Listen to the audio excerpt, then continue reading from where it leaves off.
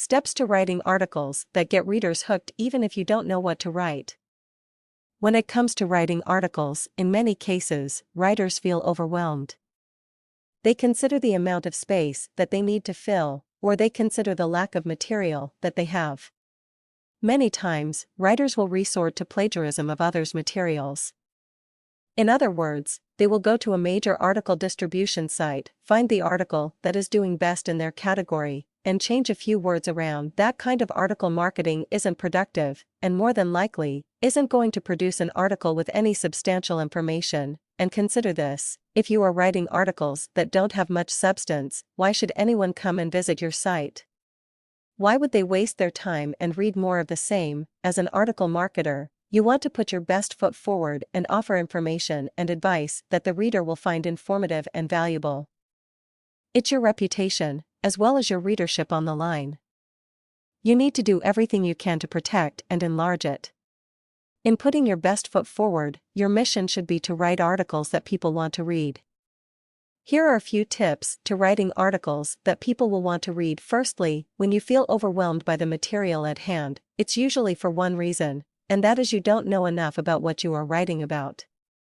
Keep in mind, no one says that you have to be an expert on the subject that you are writing on, although it is expected that you have more than a rudimentary knowledge of it. Nothing beats plain old research, and it will show in everything that you write.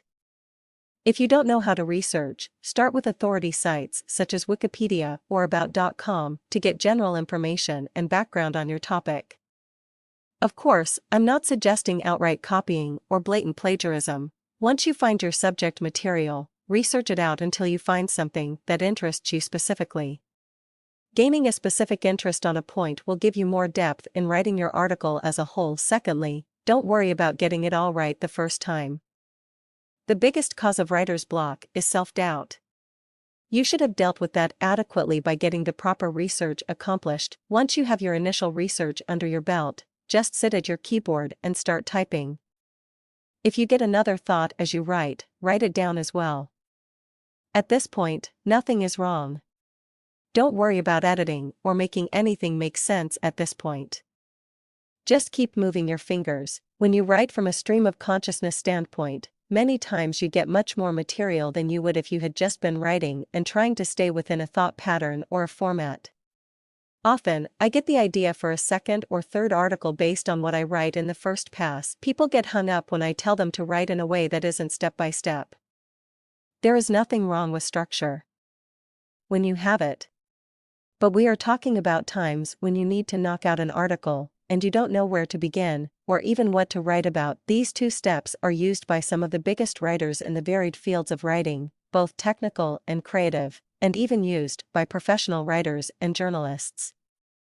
What's good for them will probably be good for you too.